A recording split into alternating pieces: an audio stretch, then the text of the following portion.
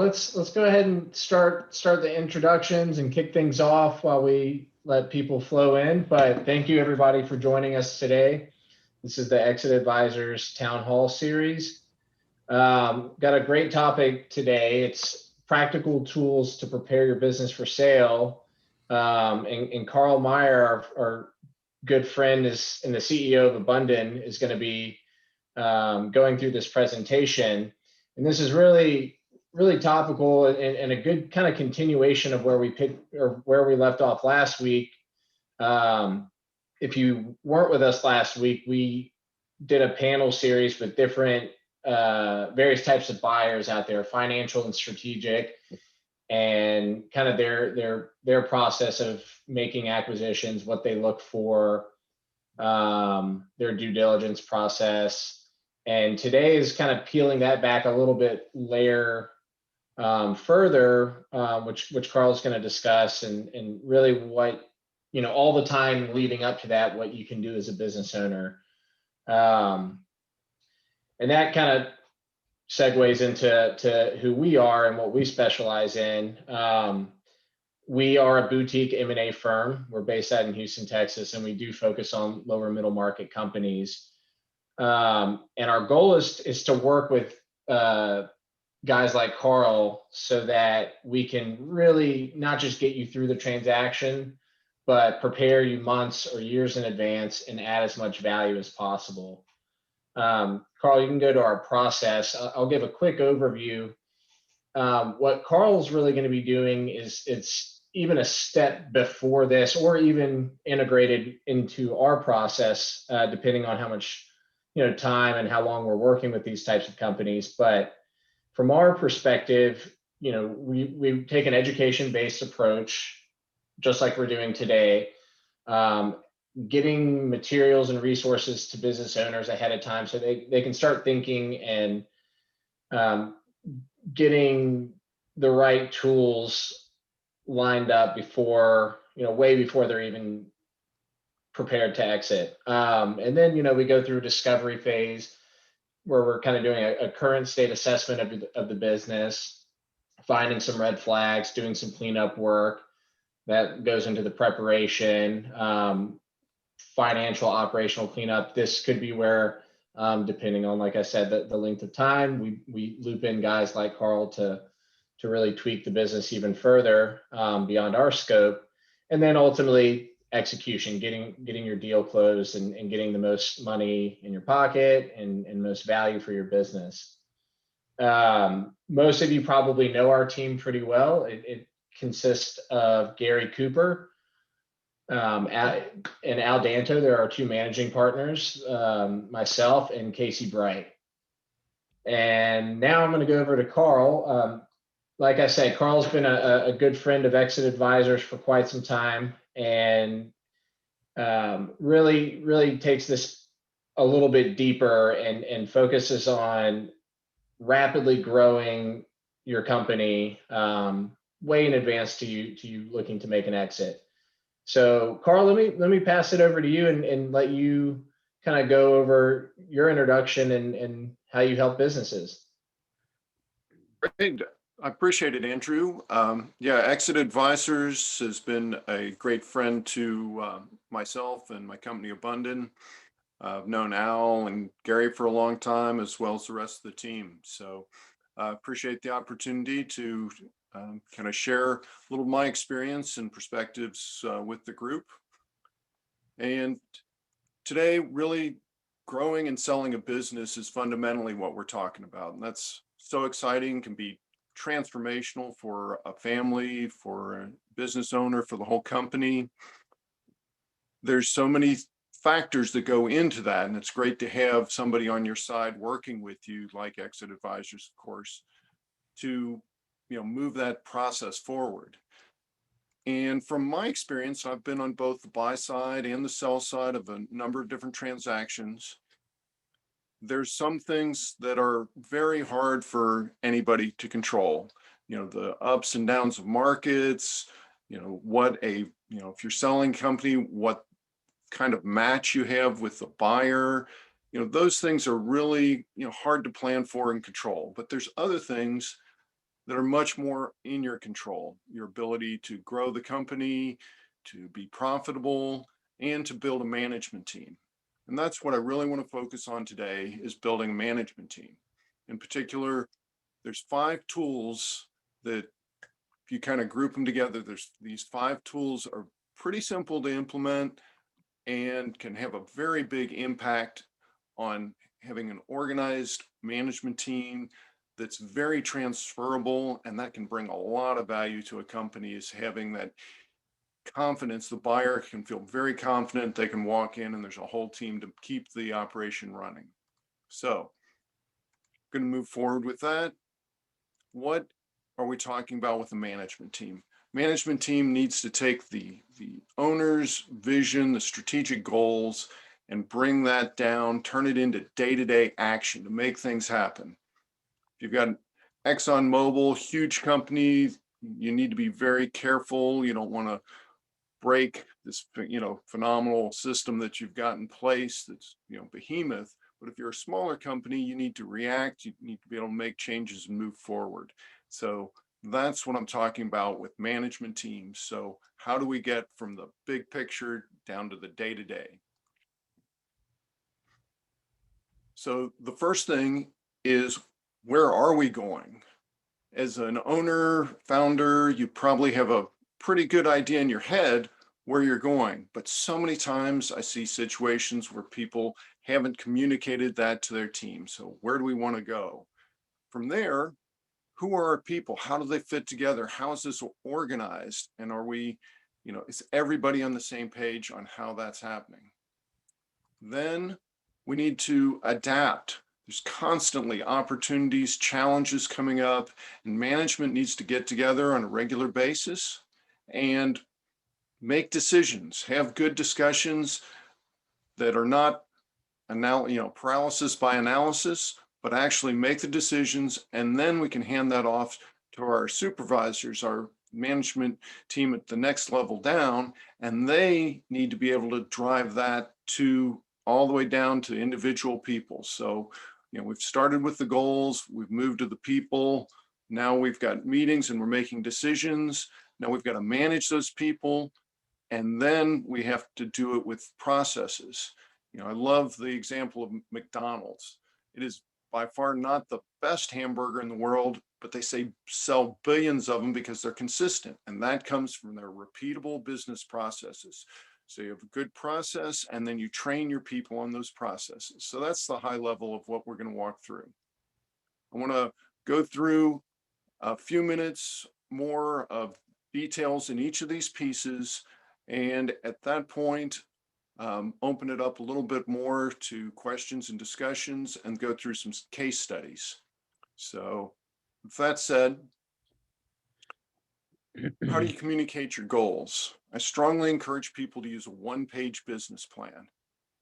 It's great to have a more complete business plan for certain uses. Maybe your banker needs it, whatever it might be. But for communicating with your team, short and sweet, the KISS principle is what I strongly encourage you.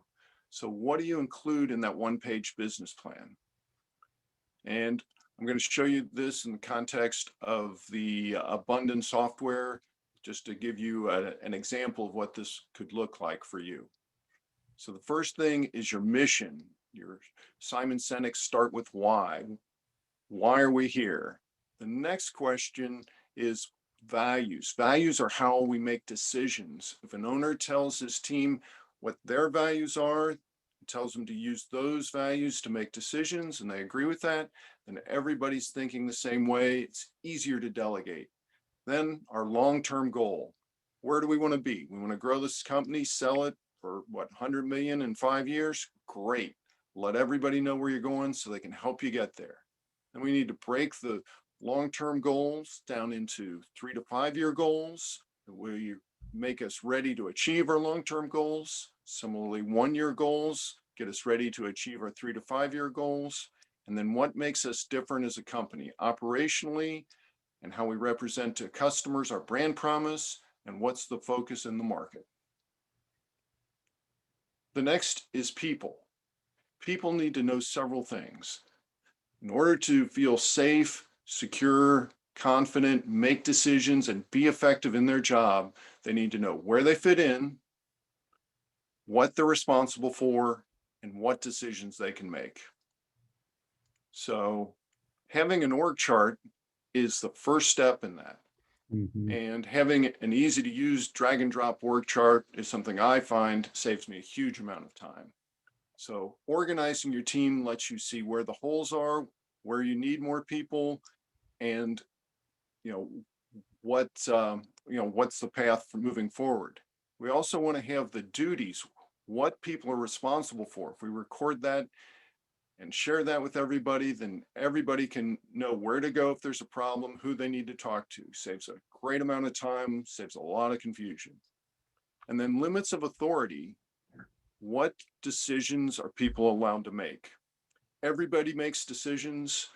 I worked with a company that was bottling stuff, and the line worker could take the bottle off the line. If there's a problem with the label or the bottle, that's a decision. Now, to stop the line, they had to go to the supervisor. Different decision. But if everybody's clear on what decisions they can make and what they need to go to their boss for, it saves a lot of stress and problems. Next is management meetings. As these opportunities and challenges and issues come up, and they constantly do, we want to have a time that we've set aside each week where we make decisions, have discussions, but we want to do it in an organized manner so we're not subject to paralysis by analysis, or death by meetings. So we want a fixed agenda for a fixed amount of time. Typically 90 minutes is what I find. Much beyond that, people really can't concentrate well. And we want to identify the issues we've got. And then once we've identified the issues, we want to prioritize and discuss the issues one by one so we can make a decision, assign responsibility. So having an agenda, discussing our quarterly rocks, our KPIs, our to-dos, any news, and then prioritize those among issues is a fantastic way to keep the meeting focused, moving ahead, and get decisions made. Next, once the management team said, here's our decision on this issue, this is what we need to do, you need supervisors, you need the management team to work with the people to actually get it done. Just saying that needs to happen doesn't always make it happen. Having tools like one-on-one meetings help you build a relationship as a supervisor or manager with your direct reports. That is really powerful for getting feedback, what's working, what's not working, and it also builds trust. So when it comes time to delegate, they're much more receptive to the delegation and also to the feedback. Behavioral feedback is a very powerful tool that structures the feedback. It's not a situation where they're afraid of what's coming. They're always getting negative. We want to have positive feedback as well as corrective feedback.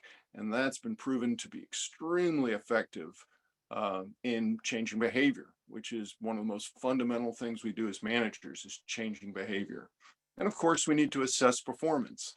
I like to have lightweight assessment tools that are very focused on, are they following our mission? Are they following each of our values? And are they competent? And these are just thumbs up, thumbs down, or maybe a question mark. And we can do that for our whole team very quickly. So structured feedback, that's such an important piece. I'd like to just kind of walk you through very quickly what that might look like. So, hey, Brian, can I give you some feedback? When you get to work late, the customers have to wait in line too long. Can you work on that?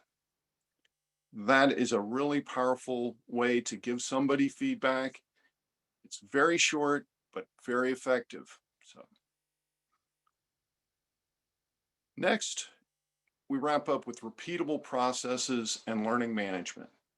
We need to tell people what our processes are. We need to write them down, and we need to keep them organized so that we can find them. And they do change. Companies change as we grow.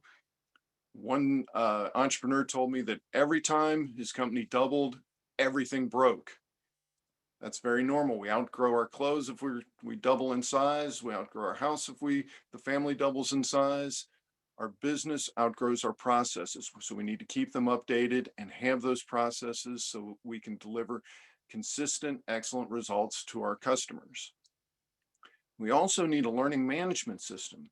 These days, it's much easier to do with video. So it's easy to record videos and teach people, record the video once, and then it can be shown over and over and over, and people can reference it and new employees can see it, and that helps us grow the business. So having a system that tracks documentation is really powerful. The different groups, having it available online, whether you store it in Dropbox or Google or whatever system you store it in, makes it easy to know what your processes are, and you can find them even when the people are out. The next piece is the learning management, using video to track your, to record your processes, train people effectively, and again, having a way so they can find them easily makes it so much easier to deliver that training and keep your processes moving. And if you've got all these 5 tools integrated together, that gives you a really powerful way to connect the different pieces. So your values tied into your assessments, your org chart ties into who you need to do one-on-ones with, and the management team ties into the whole to-do list as well as everything else. So these are our 5 steps to getting things done. What are our goals? Where are we going? How are our people organized? Do we have structured meetings so we can make decisions and move forward on a rapid pace and outperform our competition? Do we have supervisors who are connecting with the people and changing behavior and giving them feedback so they can advance in their own careers? And do we have processes so that we consistently deliver excellent results to our customers? So with that, I see we've got a few questions coming in already. I'll address those questions, and then also we can move into some particular stories, and we can certainly open it up if we want to have more of a discussion based at this point. Yeah. So one of the questions we've got is it a good idea for the public, that is customers, to know the business is for sale? And generally, it is not a great thing to have your customers know you're for sale. That presents uncertainty. Uncertainty presents doubt. And whenever you're selling something, you want to reduce the doubt. You want the doubt to be about other people, not about yourself. Your competitors, you want your customers to doubt your competitors. So one of the advantages of using an advisory firm like Exit Advisors is it's easier for them to reach out to potential buyers without alerting the whole world that you're for sale. Another question is, Carl, sure. I want to elaborate on that too, because it's really relevant. We're going through this with a certain client at this exact moment, and it's a very fine line.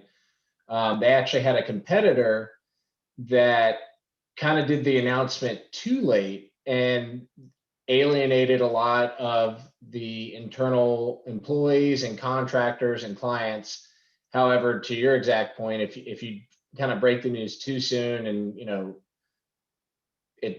things aren't finalized, or if it, God forbid, falls through, it can create a lot of controversy. So I'd say there's a very near perfect way of executing this, but every circumstance will differ from one circumstance to another. So I think the key takeaway here is you really need to gauge who your audience is, and it's not just customers, it is your employees. You might loop in a few of your key employees at the very beginning, or somewhat into the process, and then bringing in the rest of the team simultaneously with your customers which is extremely important because you don't want your customers leaking it to your employees and having them feel like they were in the dark and kind of betrayed. And you don't want your employees leaking it to your customers before a formal announcement's been made, and imaginations start to run wild. So building out a communication plan, however you do it, the timing, you know, there are ways of doing it correctly and incorrectly, but more importantly, it's getting a communication plan set in place, having the buyer and the seller on the same page, making sure one person's not saying one thing and the other saying another. Kind of rambling about it, but there are a lot of nuances to it. And the most important is having a plan and being synced up between your team, the buyer, and the seller. Right. That's a really good point, Andrew. I mean, M&A is an art. It's, not, here's a form, follow this checklist. That's not the way it works. And I think this particular point's really good. I remember when we were was on the acquisition team, we were buying a bank, and a fairly large group of managers were involved with it. They had ownership stakes, and so they knew about it, but it was really complicated to manage that communication process. Especially halfway through, it changed from a stock deal to a cash deal, and so that presented a whole nother communication challenge. So it's an art. It's an art. And having the team around you to get that, get it all right, is really important.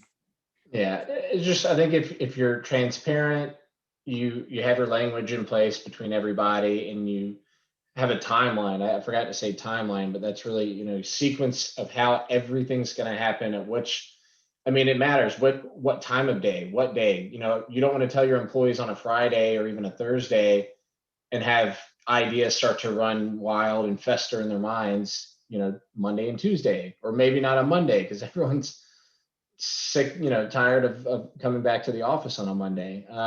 There's just a lot that goes into it. So having a really set timeline and plan, just can't reiterate that enough, because it sounds like, not such a big deal, but it can derail stuff pretty severely.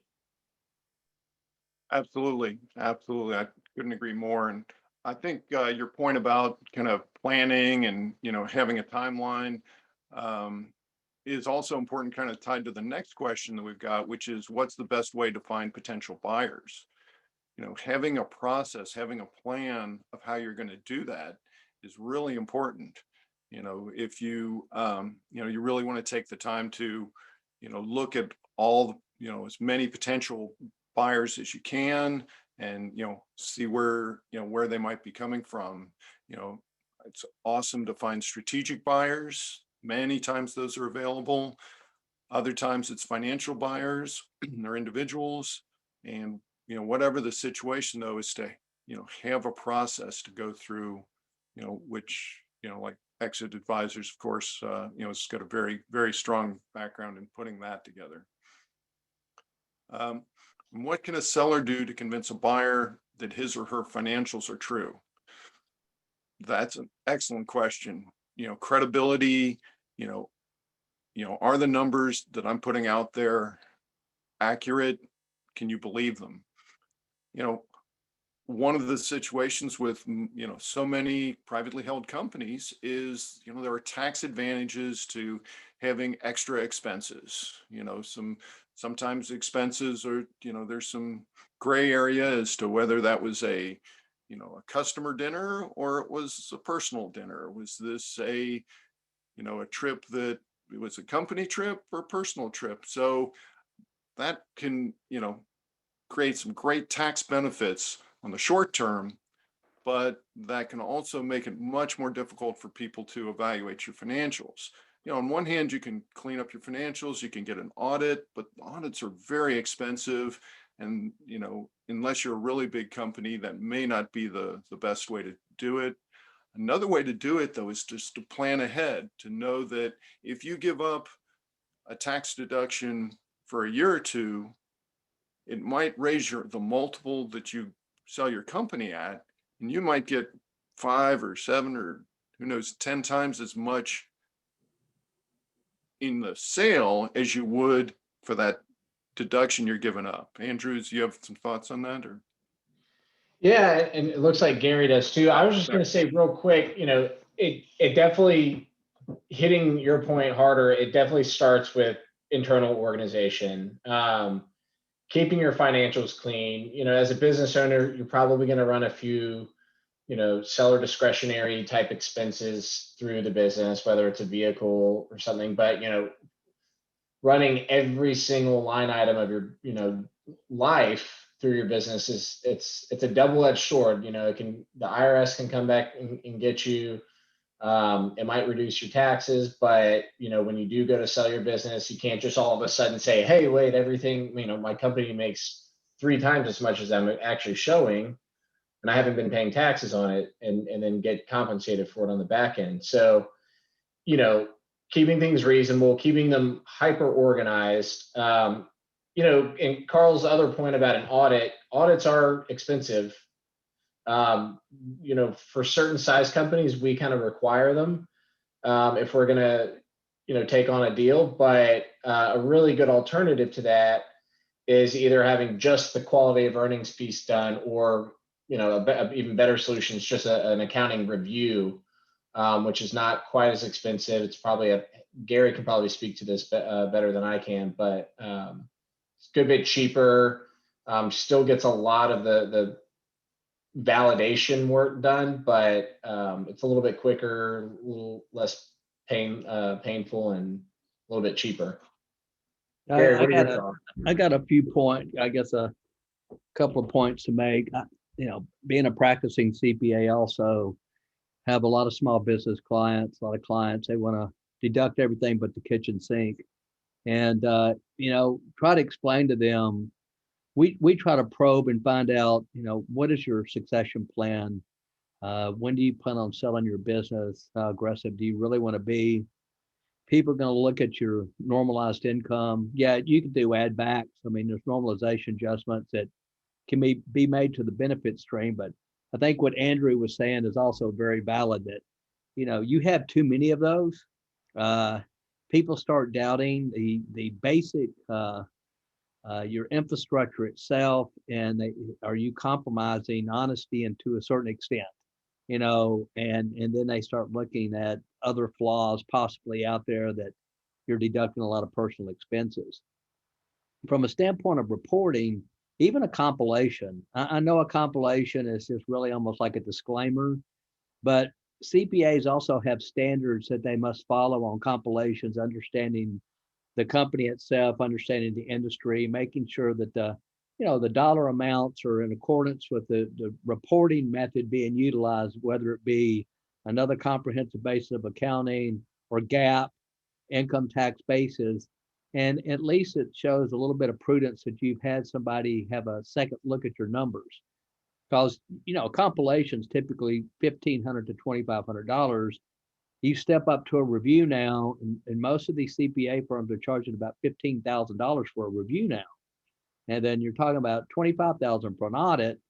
But, in certain circumstances, and maybe Karl can comment on this, you're going to get your money back just because of, the quality of the numbers being reported.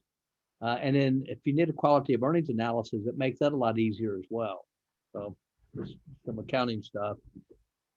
Right.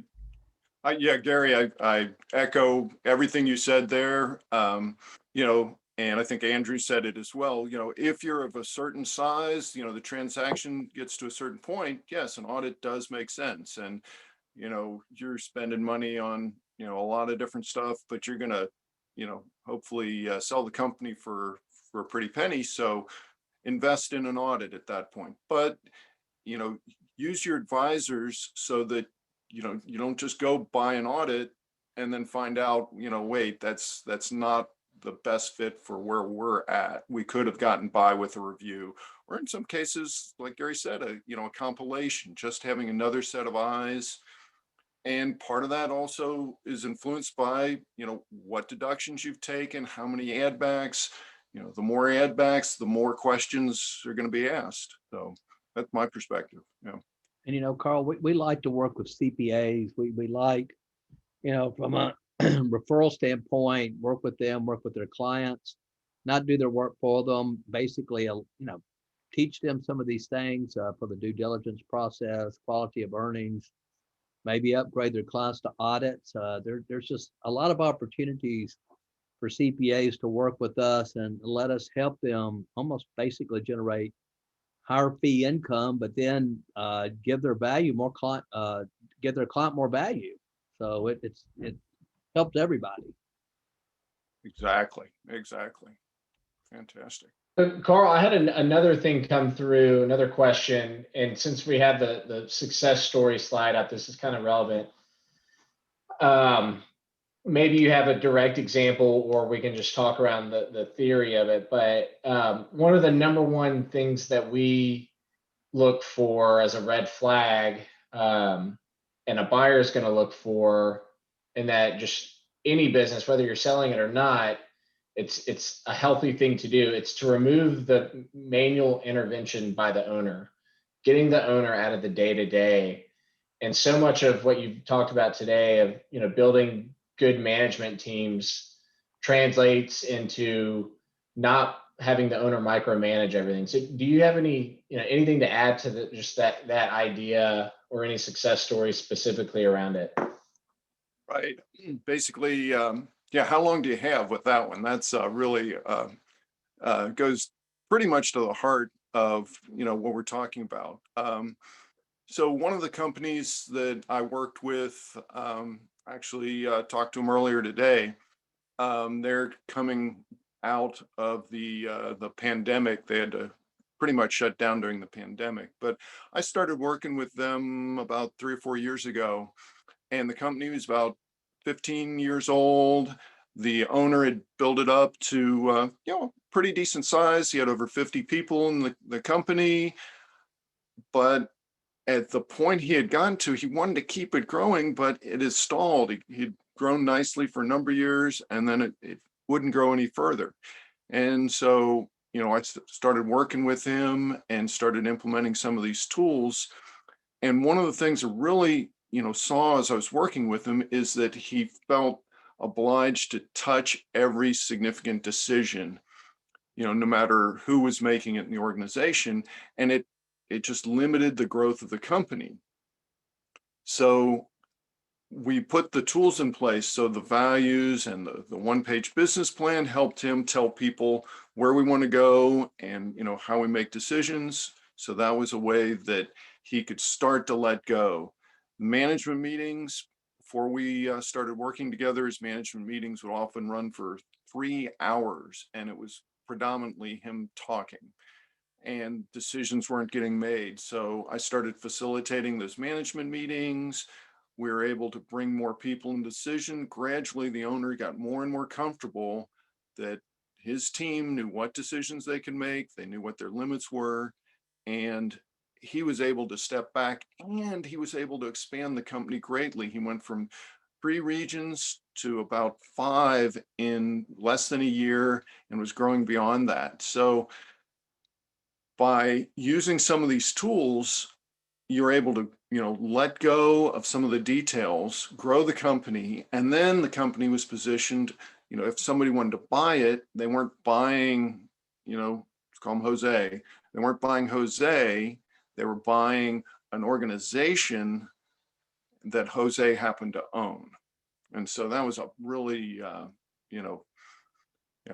Hey, Al. All right. Hey, Carl, I just feel obliged to step in here because that's one of my Cool. big key points. You're exactly right. And business owners or business buyers, they don't look to buy a job typically. And the biggest risk and the biggest devaluer to a small business is the owner's involvement, especially as it develops over years, because that inherent, well, he's going to make this decision, or all that knowledge can't be transferred, right?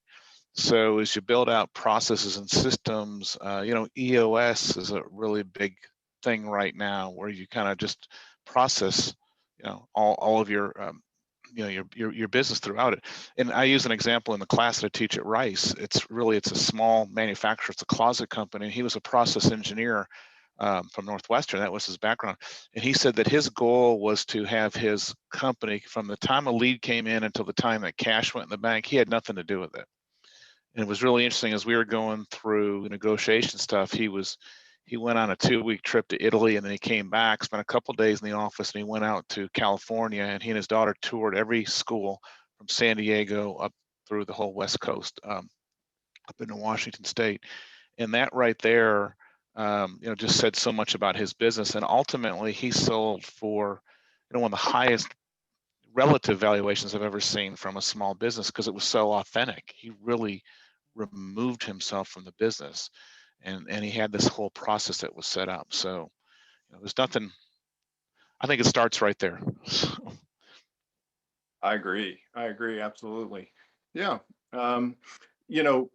Most of the small, well, it's not small. When you start a business, my experience is most people have, some technical product knowledge and an ability to sell.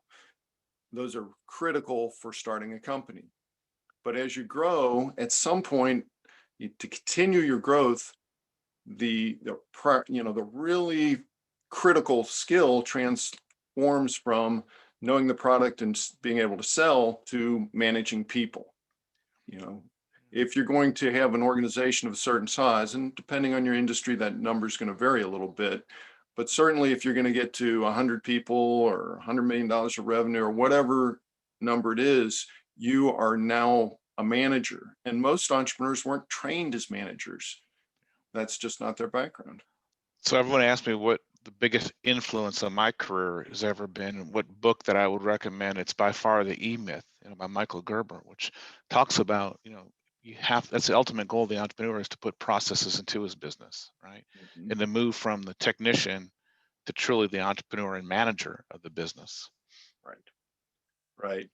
But, my experience is, it's easy to say, it takes a little support to get there. Yeah, exactly. Yeah, you're exactly right. Yeah. And that transition is something that I've been through myself. I've started companies and kind of ran into some of those issues myself, and was able to get some help. And at this point, that's really, what Abunden is about, is helping people, moving to that next level in a way that fits them and their company. So, yeah. Cool. Had another quick question before we hand it back over to you, Karl. And Al might be able to touch on this better than I can. But seller representations can pretty much drag on for a while. And I'm guessing that's in the form of, going through due diligence with the buyer. What percentage amount is ordinary to hold in escrow? And the release of the escrow amounts, are they based on quantitative outcomes? I think Al can probably touch more on the percentages and what like a normal or nominal amount is. Usually they're held 30 to 90 days after closing. And a lot of the reason for that is you'll have like a working capital amount that you leave in the business. And you set that target ahead of time, and then, that's on the signing or the closing date. And then about 30, 60 days later, you're going to true it up and see what the actual working capital needed in the business was. And they'll deduct that from the escrow. And escrow can also be used as a holdback for legal reasons and whatnot. But Al, you want to snowball off of that? Maybe, do you know, like, is there a standard percentage? Yeah, typically something like that's going to be, and it depends, right, on the risks and the reasons and stuff like that comes out. But typically, it's going to be something in the 10% range as a normal holdback. And like you said, Andrew, that will capture, working capital adjustments, maybe some receivables that might not be paid, maybe some representations that might be out there. If there's some other risks that come up in due diligence, like a potential tax liability or something like that might be questionable, it could be a little bit more, but that's fairly typical. One thing that gets often confused on escrow, that money is actually put up by the buyer into a neutral third party. So it's not really held back by the buyer. It goes to a third party, and then there's some terms that go against when that's released. So they're fairly common, and again, as you maybe go up in complexity and in size, you can see that vary a little bit. Carl, to your experience on it. Yeah, I mean, depends on the risk factors, size of the company, but yeah, I'd say 10% is, based on my experience, certainly a central number. So yeah, cool. Very good. All right. Well, if anybody else has questions, feel free to jump in there. In the meantime, I will run through another success story. This was a situation, a company, they had an app, and they would, you could sign up, hey, pick up my laundry, I'll put my bag out front, and next day I'll get it back all folded and clean. And they were, grown, doing well, but it was founded by 4 friends. And after about a year and a half, 2 years of working together, all of a sudden things changed. Well, not all of a sudden, gradually the dynamic changed, and they were arguing with each other. They weren't able to make decisions. The friendships were starting to fray at the edges. And at this point, I was brought in by a couple of the owners and said, hey, can you, help us try and get things on track a little bit here? We're having some, real, kind of partner issues going on. So, but they had a very, tight budget. They were still in growth mode. They didn't have a lot of free cash. So we said, let's focus on your management meetings. And, are you having management meetings? Well, not yet.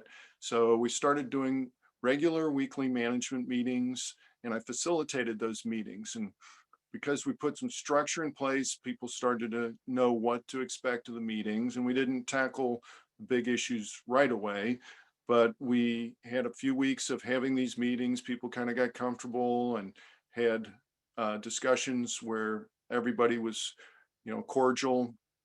And then we started to get into some of the more contentious issues and use some tools to, lead those discussions, built into the software that, we use for the management meetings, and, help people understand that, yes, there were, reasons to have fears, and there were also reasons to have hopes and goals, and we were able to brainstorm and, really get a good discussion. And in the end, we when we had this first big issue we were talking about, the people in the group, the managers, 3 of them agreed, of the 4, that this was the way to go. The other one said, that's not the way I would go, but based on this discussion, I understand the reasons, the rationale, what everybody feels, and I will get behind that. So we were able to move forward.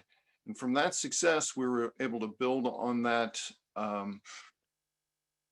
win and the better communication. And I've been working with them for over a year now. And at this point, they're able to run their own discussions and, haven't had conflicts in months. So that's the type of thing that I really love to see. And they continue to grow, like 40% in the last calendar year. So I really enjoy that type of activity there. So. Well, we do have a few more minutes. If anybody's got kind of some questions or thoughts, and we kind of talked about this one. Another company that I worked with that I had a really interesting experience with was a company that would import the parts and assemble the parts into consumer products. And these consumer products, it was a lot of, detail, low wage assembly work. And the supervisors they had over those assembly works, had been promoted from the workers themselves, and weren't getting paid a whole lot more than the minimum wage workers doing the assembly. One time the manager over this group came to me and said, Carl, I'm having so much trouble with these supervisors. I'm sure we have to upgrade the position, but we don't really have the budget to pay a lot more for those supervisors. you have any thoughts? Should I just fire him now and start over? What should we do? And what I suggested is they start having one-on-one meetings with these supervisors. So the one-on-one meetings were weekly meetings, no more than 30 minutes. And again, with a structure, spend the first 10 minutes listening to what the supervisors had to say, whatever their issues were, personal, professional, business. And then, have some time to talk about the manager's concerns and issues. And even if there's a little extra time, talk about the career goals for these people.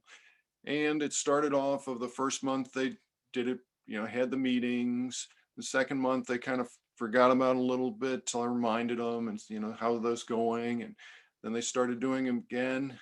And about the fourth or fifth month, I came and visited the office, and, it was on a completely different topic. And the manager said, "Oh, wait, before we get started, I have to tell you, you wouldn't believe it.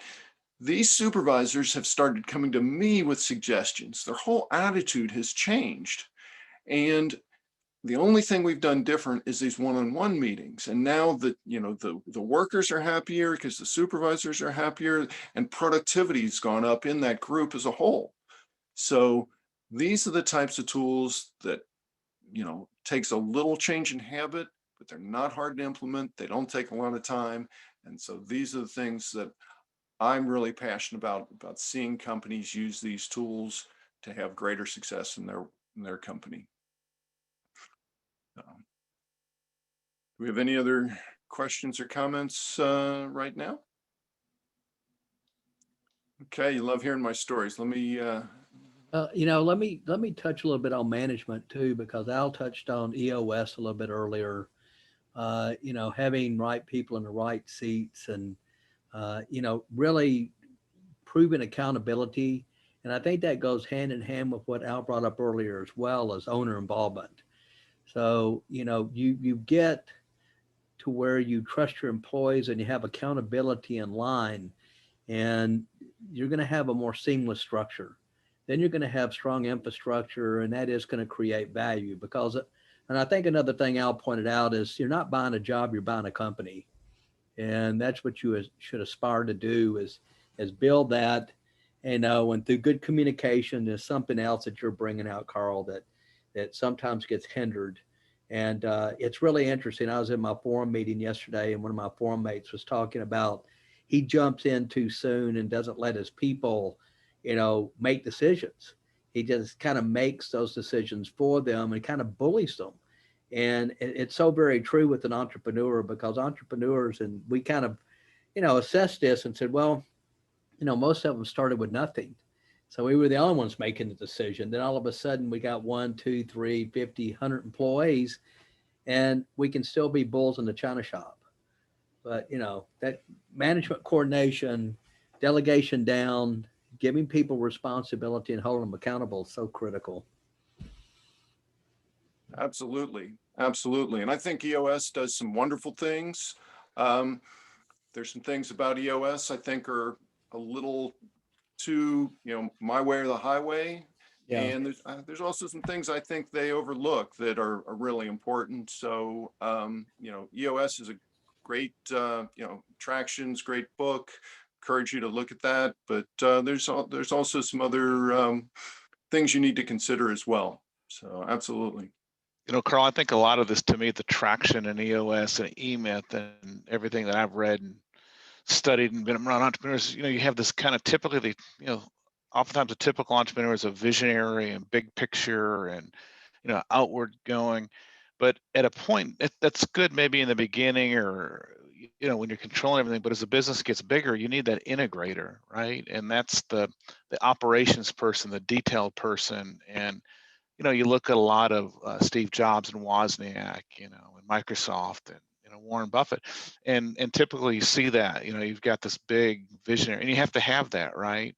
Especially in the early days. But you also have to have the details to put through there, right? The processes and systems, and like you said, where do all the employees stand, and what's their role, and where are they in a position? And typically the entrepreneur hates that. I mean, it just hates it, right? And I know you said I was going to ask you for some horror stories that you might have seen along the way, but they hate that. They just hate that's excruciating to them. And the opposite, if you find the really good integrator, or operations person, that they thrive in that, right? The details, the processes, inward, maybe a little bit more introverted, not wanting to go outside as well.